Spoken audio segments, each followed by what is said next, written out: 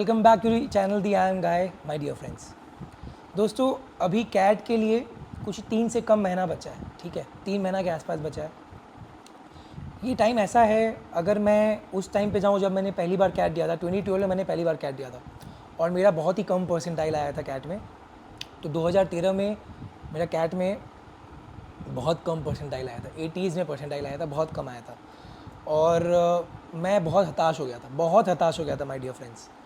Exam के बाद ही मुझे पता चल गया था कि मेरा अच्छा नहीं गया है। लेकिन उसी साल मेरा एक बहुत ही तगड़े कॉलेज में एडमिशन हुआ 2013 में, जो कि था IIM HR मिला था, पर अच्छा कॉलेज था और वो मुझे जैड के थ्रू मिला था। दोस्तों, मैं आपको इस वीडियो में इसलिए बहुत सारी ऐसी चीज़ बताऊंगा, 3-4 ऐसी चीज़ बताऊंगा जो आप गांठ बांध के याद रखना।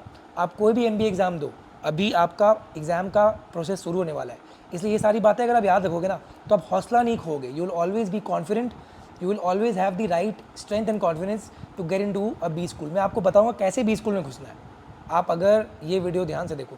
दोस्तों, नंबर 1 जो मैंने आपको बताया वो यही है। नंबर 1 इज़ दैट कि अगर आपका कैट बहुत ही ख़राब जाता है, एग्ज़ाम में कुछ हो जाता है, आपका तबीयत ख़राब हो जाता है, लैपटॉप ख़राब हो जाता है, आप पैनिक कर जाते हो, आपको पैनिक अटैक आ जाता है, कुछ भी हो जाता है।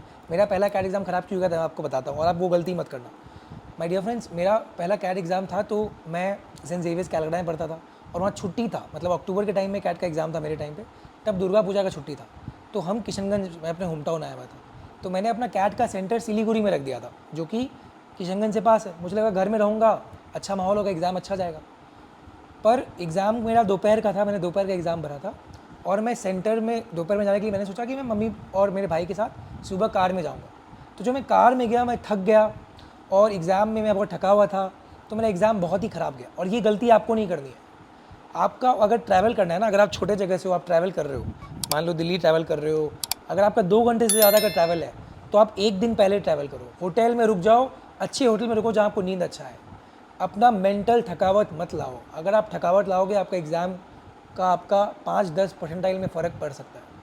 ये आपका पहला गलती है जो आपको नहीं करना है माय डियर फ्रेंड्स, ठीक है। ये बात को गांठ बांध लो। मैंने आपको बताया, मैं आपको चीज़ें बताऊंगा जो आपको नहीं करनी है। कैट प्रिपरेशन कितना ही ख़राब हुआ हो, आपको अटैम्प्ट करना है, नंबर 1 पॉइंट।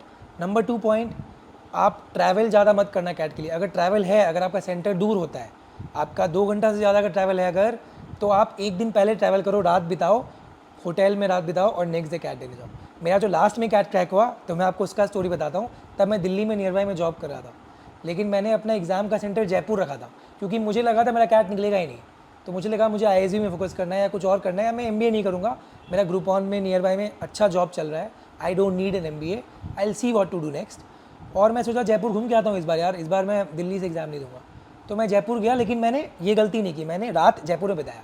मैं घूमा, मैं रात बिताया, अच्छे से एग्ज़ाम में बैठ गया और मेरा बहुत अच्छा परसेंटाइल आया, कैट क्रैक हो गया, ठीक है। तो the first point is to not spend more than 2 hours in travelling. If you have to spend more than 2 hours in travelling, book a hotel and spend the night, ठीक है। Second point, जो मैं आपको पहले experience से बता रहा हूँ, कि अगर आपका कैट बहुत ख़राब जाता है, 2012 में मेरा कैट बहुत ख़राब गया था, फिर भी मेरा अच्छे कॉलेज जनरेशन क्यों हुआ, क्योंकि मेरा जैड अच्छा गया। तो मैंने क्या, अक्टूबर में कैट ख़राब होता है, उसका रिजल्ट आपका जनवरी में आएगा, तभी आपका जैड का एग्ज़ाम होगा। मेरे टाइम पे क्या हुआ था कि कैट का रिजल्ट आ गया था, बहुत ही ख़राब रिजल्ट आया था। सेंट जेवियर्स कलकत्ता में BBA कर रहा था, वहाँ हर कोई MBA का एग्ज़ाम देता है, क्योंकि BBA के बाद सबको MBA करने का मन होता है दोस्तों। तो इसीलिए अगर आप उन लोगों में से हो जिन्होंने मान लो कोचिंग नहीं लिया या कैट का प्रिपरेशन स्टार्ट नहीं किया है, इन बातों को ध्यान में रखते हुए, क्या बातें हैं कि कैट के बाद और भी एग्ज़ाम्स हैं जिन्हें हम ओमेट्स कहते हैं, अदर मैनेजमेंट एंट्रेंस एग्ज़ाम्स, जिससे भी आपका MBA में एडमिशन हो जाएगा। जैसे मेरा की हुआ था एग्ज़ाम MBA में, ठीक है।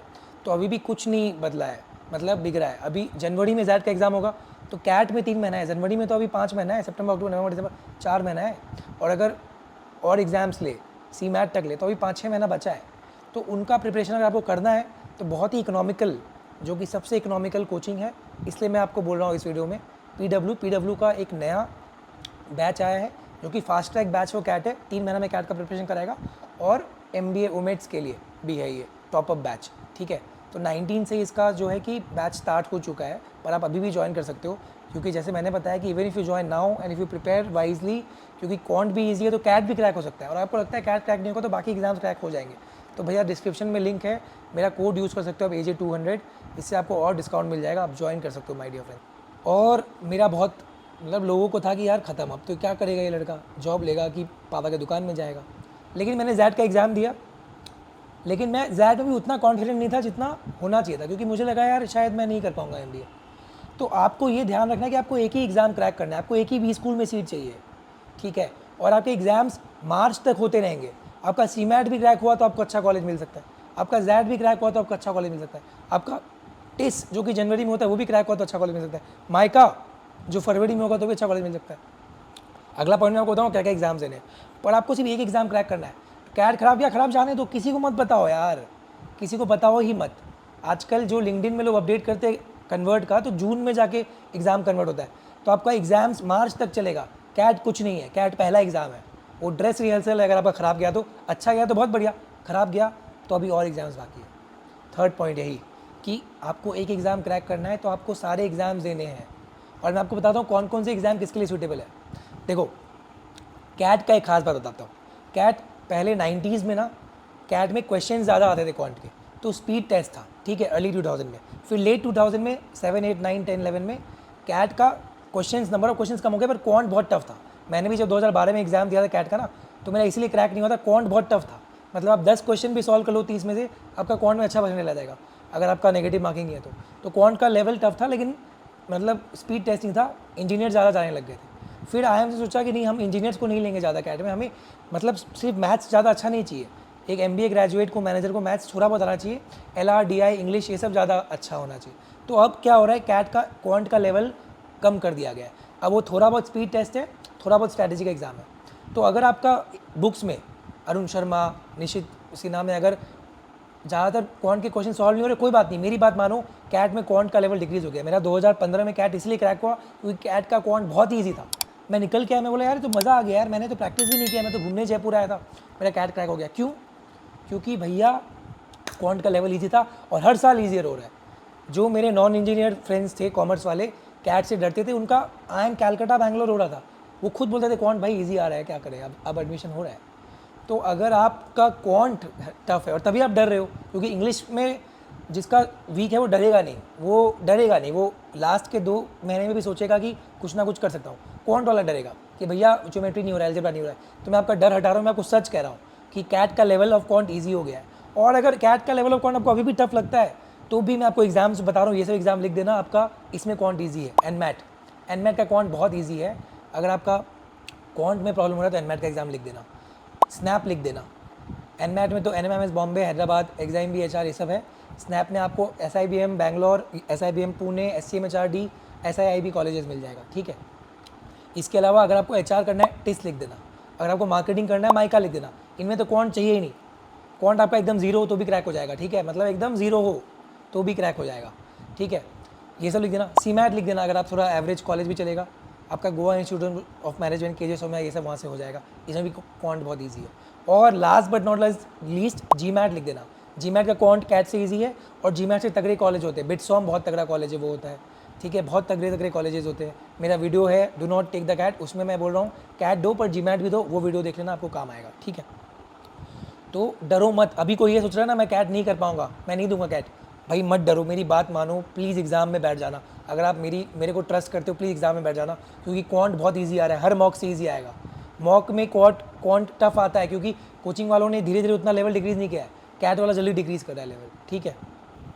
एक और बात मैं आपको बताता हूँ, आपका MBA मान लो एग्ज़ाम नहीं भी क्रैक होता है ना, अगर आप जॉब कर रहे हो ना, मतलब अगर आप क्या बोलते हैं, कॉलेज पास आउट हो, आप एक जॉब कर लो, नवंबर के बाद, कैट के एग्ज़ाम के बाद एक जॉब ज्वाइन कर लेना, क्योंकि कैट के बाद आपने पढ़ाई कर ली है, अब आपको बाकी एग्ज़ाम्स देने हैं। जॉब करोगे तो आपको प्रेशर नहीं होगा, तो एक तो एग्ज़ाम भी अच्छा जाएगा। होता है जब आप पे प्रेशर नहीं होता है, आप अच्छा परफॉर्म करते हो, तो आपका जैट एनमैट GMAT कुछ तो अच्छा जाएगा। दूसरा, आप जून में फिर जब एडमिशन लोगे, अगर आप एडमिशन लेते हो तो आप जॉब से कंपेयर करके एडमिशन लोगे, तो आप कोई ऐसा कॉलेज में एडमिशन नहीं लोगे जो आपके लिए सब स्टैंडर्ड हो, समझ लो ना। अगर आपका 6 लाख का भी जॉब है तो आप Tier 4 Tier 3 कॉलेज एडमिशन नहीं लोगे, आप Tier 2 ही लोगे, जहाँ से 11-12 का जॉब लगे। और दूसरी बात, अगर आपका मान लो 11-12 लाख का जॉब वाला कॉलेज नहीं भी लगता है, तो आप जॉब कंटिन्यू कर लोगे, क्या पता फिर आप स्विच मार लो जून में, तो 6 लाख का 10 लाख मिल सकता है आपको, ठीक है, होता है। तो आपको वहीं ना, फिर आप 2 साल बाद जब MBA करके निकलते, यहीं पे 10 का आप फिर 2 साल बाद स्विच मार लो, तो आपका 15 लाख हो गया, अगर 50% हाइक मिलता है। तो जॉब ज्वाइन कर लो कैट के एग्जाम के बाद। जितने भी लोग अगर कॉलेज पास आउट है और बिना जॉब के अभी एग्ज़ाम दे रहे हैं, कैट तक आप भले ही एग्ज़ाम दो, पर कैट के बाद जॉब प्लीज़ ढूंढने लग जाओ। ये मेरी आपसे रिक्वेस्ट है, मेरी आपसे रिक्वेस्ट है माय डियर फ्रेंड्स, ठीक है।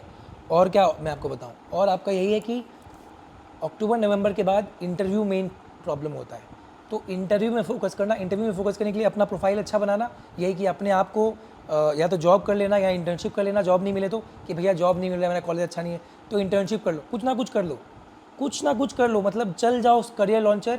वहाँ पे एक जॉब होता है जो लोग बीडी का जॉब करते हैं, करियर लॉन्चर में बिजनेस डेवलपमेंट का जॉब होता है। लास्ट बट नॉट लीस्ट वो जॉब मिल जाएगा, 35,000 तनख्वाह वो देंगे आपको, मैं मिलता है लड़ना, 35,000 तनख्वाह देंगे। Business development in coaching institutes, वो जॉब मिल जाएगा आपको माय डियर फ्रेंड्स, कुछ नहीं मिलता है तो ये जॉब करना, तो आपका प्रोफाइल अच्छा होगा और उससे आपका इंटरव्यू भी क्रैक होगा। नवंबर में आपने जॉब ज्वाइन किया, मार्च में इंटरव्यू होगा, 5 महीने तो आप जॉब करोगे तो इंटरव्यू क्रैक कर लोगे। आप बिजनेस डेवलपमेंट करके आए हो तो भैया मार्केटिंग का जॉब तो आपको मिलेगा ही मिलेगा, मतलब मार्केटिंग का MBA कॉलेज तो मिलेगा ही मिलेगा। ये सब पॉइंट्स माय डियर फ्रेंड ध्यान रखो। अगर आप सोच रहे हो कैट का एग्ज़ाम नहीं देना है, नहीं, आप दो, और मॉक दो भैया, मतलब 2 घंटे मॉक नहीं भी बनता ना, पसीने आते तो भी बैठो। मॉक में बैठने का आप बस एक आदत डाल लो। जब मैं पापा की दुकान में बैठना चालू किया था, सबसे बड़ा आदत मुझे बैठना डाला था। पापा बोलते थे दुकान में बस बैठ जाओ आप 10-12 घंटे, मुझे अभी वही चाहिए, और 4-5 महीने बाद मेरा आदत बना और फिर अब आदत बन गया। तो अभी आपको 2 महीने कैट का मॉक देखो, एनालिसिस देना तो अलग है, मैं आपको बोल रहा हूँ कि 2 घंटे बस क्वेश्चन को देखो और अटैम्प्ट करो, हंस के करो, रो के करो, कैसे भी करो, पर अगर आप 2 घंटे जितना भी कैट का टाइम है आप मॉक अटैम्प्ट नहीं करोगे अभी, तो कैट में आप नहीं कर पाओगे, आपका पूरा टाइम यूटिलाइज़ नहीं कर पाओगे। ये सबसे इंपॉर्टेंट बात है माय डियर फ्रेंड्स, मेरी ये बातें मानो, आपका कोई ना कोई MBA कॉलेज ज़रूर होगा, और नहीं हुआ तो जैसा मैंने बताया जॉब में आपको प्रोफाइल मिल जाएगा जो आपको पसंद है, और सैलरी 2 साल बाद बढ़ जाएगा, क्योंकि MBA तो अभी आप प्रिपेयर कर दो, 3 साल बाद निकलोगे ना MBA कॉलेज से, तब तक जॉब करोगे, सैलरी बहुत बढ़ जाएगी my dear friends. All the best, stay safe and take care.